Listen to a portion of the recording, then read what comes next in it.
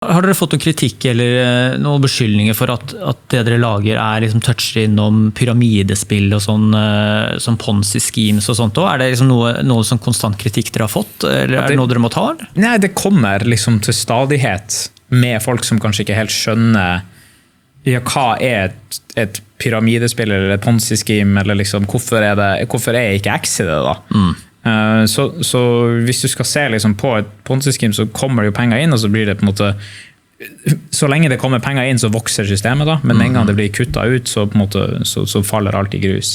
Og det er mange som har tatt de konseptene videre, og så har det liksom multilevel marketing da, som har litt av det samme, der ideen på en måte å spre ut liksom Herbalife vel mest kjente basically da. Herbalife har jo i et underliggende produkt som noen bruker, som noen kjøper. Hvis ikke så hadde det jo faktisk ikke eksistert i det hele tatt. Det har jo blitt forsøkt shorta 40 ganger av de beste investorene i verden, men allikevel funker det ikke, for det er jo faktisk folk som kjøper det. Men det er jo litt lindy, det der Herbalife. Ja, altså enn så lenge så funker det liksom. Uten at jeg skal si så veldig mye om Herbalife. Jeg har sett noen dokumentarer om det selv også, det ser jo ikke helt bra ut. Men det er noe greit. Det jeg ser heller på som Axie er jo at den kritikken som eventuelt måtte komme da, den resonerer ikke så veldig mye hos oss, fordi at alle spill er avhengig av å vokse. Alle spill er avhengig av nye spillere på en måte, for at det kommer på en måte, penger inn. Men forskjellen er bare at vanligvis så tar utviklerne alle pengene. Mens vi deler, eller mens hos oss er det faktisk kan spillere tjene penger selv. Og derfor så på en måte, virker det litt, det er nytt egentlig, så det er litt skremmende. Men når du da på en måte får den der la oss si det sånn at det ikke kommer nye spillere inn, og det er ikke noen som har lyst til å bruke penger. Da må vi jo gå fra et økosystem der på en måte det handler kun om å lage nye Axis til at det er en underholdningsplattform. Da. Folk må faktisk betale for underholdning, egentlig, sånn som i alle andre spill. Det må være produkt de er villige til å bruke penger på. Og så kan heller på en måte de pengene, la oss si det sånn da, helt liksom, spesifikt da. Hvis du da skal spille i turnering, for å få lov til å spille i den turneringen, så må du putte inn 100 kroner. Og da kan vi kanskje bare ta 5 kroner av dem, og resten blir levert videre ut til spillerne. Da. Er det et Ponzi-scheme, pyramidespill? Da er det jo verdi som de putter penger inn, og vi tar penger ut. Men det er jo ikke, sånn som jeg ser det, så er det helt annerledes, fordi folk spiller det for entertainment. Og folk bruker det som en underholdningsplattform. Så jeg klarer ikke helt å se den der, for hvis pengene stopper da, for at spillet er så tidlig i utvikling enda, men det er veldig standard å på en måte komme med det der, fordi folk bare, ok, jeg kan lage en ny Axie, og så selger den, så tjener jeg penger, og da er pyramidespill bare sånn, ja, ok. Men det er jo veldig mange som har lyst til å samle på dem da. Det er veldig mange som har lyst til å ha dem. Hvis ikke det hadde vært noen som hadde kjøpt det, hvis kun folk hadde kjøpt det for at de hadde lyst til å selge det videre, så hadde vi jo ikke hatt noen spillere da. Da hadde det bare vært, men det viser seg jo når vi gjør research da, at folk elsker å spille spillet. Da er det jo en veldig enkel svar til det da.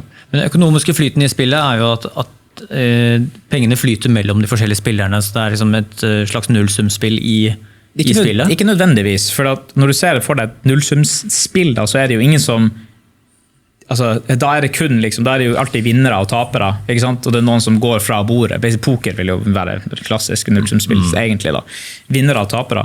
Mens i Axie så vil jo på en måte, man kan jo godt si at er vinneren den som får penger, eller er vinneren den som får en kul Axie? Hvis du skjønner hva jeg mener, det handler jo om et samlerobjekt som folk har lyst til å holde på, som folk føler at de liker.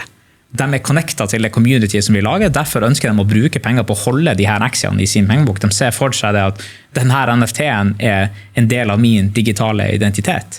Derfor så er jeg helt uenig i at det er et nullsumspill, for at verdi blir skapt når folk er villige til å betale og holde det den NFT-en.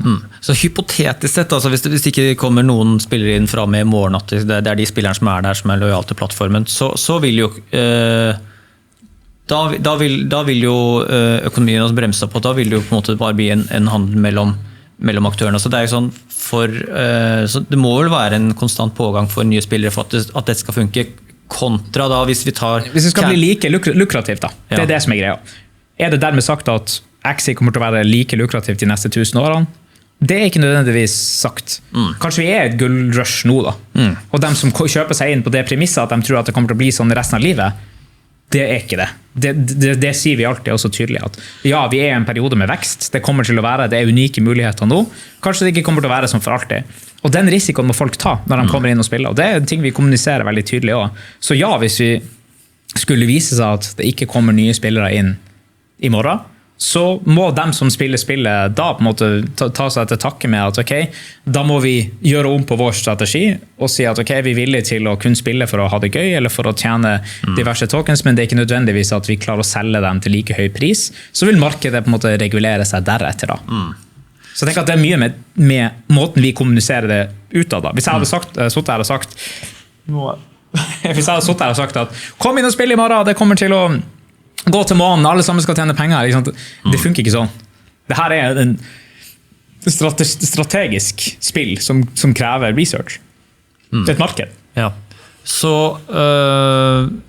la oss si hvis for dere har jo sånn dynamisk så på en måte at spillerne kan være med å endre på ting i spillet og sånt, og la oss si hvis man spiller den hypotesen videre ut da, sånn som det var litt interessant, jeg leste meg opp på i går at Fortnite og Candy Crush hadde sånn, de beregner på at de tjener altså på in-game-salg da, på sånn skins som på en måte ikke har noe effekt på spillet, men at liksom, man spiller veldig mye, det er gratis å spille, og så kjøper man liksom stash inn i spillet og sånt, og da tror jeg de beregner sånn, de skal tjene litt over $1 per bruker da, som høres jo jævlig lite ut, men liksom, når vi har 300-400 millioner brukere, så er det jo ganske grei ja, det er $1 i måneden var vel liksom de skulle tjene på det. Så er det noe som på en måte dere ville kanskje ratta dere mot den veien hvis ting blir som det blir, eller at liksom markedet blir metta, eller kommer en konkurrent, eller sånne ting? Altså er det sånn type, det er community, og dere liksom, ville dere gjort noe sånn, for eksempel? Til slutt så vil det jo nå et punkt der det ikke er flere mennesker i verden, egentlig, hvis du skal alltid være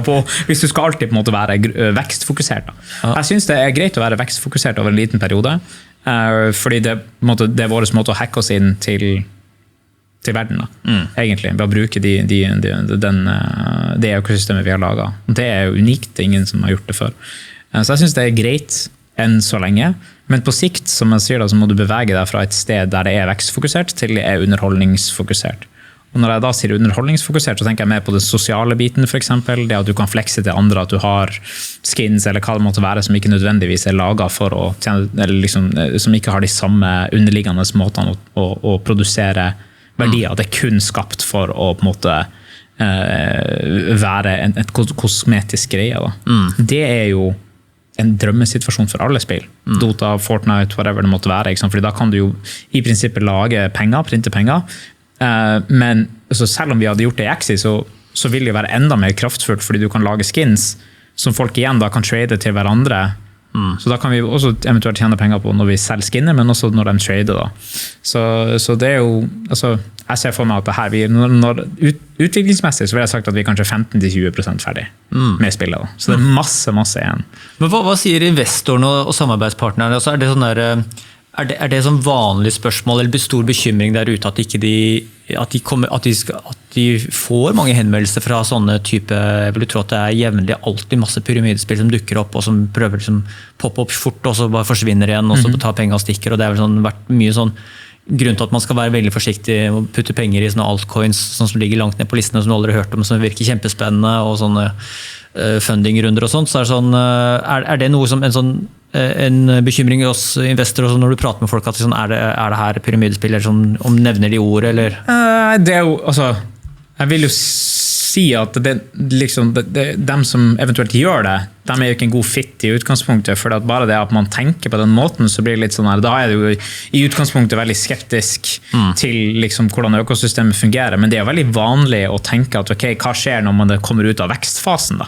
Det er jo heller mer det enn og dem som på en måte, det er artig fordi at hvis man ser på en sånn skala da, med det er en sånn meme egentlig, kryptomeme da. Du ser på en skala av IQ liksom, så har du på en måte de dummeste, eller dem som er på en måte nede delen av skalaen, så bare, fuck, Axie is great, making money, eller liksom buying NFTs, I'm going to buy. Og så har du dem i midten da. How is it possible I can make money on any game in the middle, like it's just this is a Ponzi scam, whatever, ikke sant? Og så har du dem på toppen da bare, Axie is making money, this is a fun game, I'm going to buy, liksom. Fordi at de tenker at det er veldig klassisk sånn, og det er også den der midt-IQ-greia, der man er ganske smart, du er smart nok til å fatte mye, men du tror kanskje at du ofte er smartere enn du kanskje er da. 106-syndrom, eller? Ja, nei, men et eller annet, at du kanskje, de valgene du tar da, ikke nødvendigvis er, altså du skjønner det ikke helt, men du tror at du skjønner det veldig dypt. Økonomer gjør det her veldig ofte med krypto, også bitcoin. De skriver så mye, shit, det her kommer aldri til å fungere. Akkurat samme liksom, resonemanget da, rundt hvorfor krypto ikke skal funke. Og så bare, det funker liksom. Hvorfor funker det? Jeg fatter det ikke. Til slutt da, så kommer du til det punktet at det nøtter ikke mer. Liksom. Og da, men for å liksom, dra det tilbake, ja, investorer av dem som eventuelt spør om det, så er jo det enkle svaret at man kan ikke alltid være vekstfokusert. Det går an til å være det til en viss grad på starten, men til slutt så må det gå mer mot underholdning. Men i utgangspunktet så er det umulig å lage noe som Axie uten NFT-er og blockchain. Da vil ikke du få samme på en måte, vekstpotensialet så kjapt.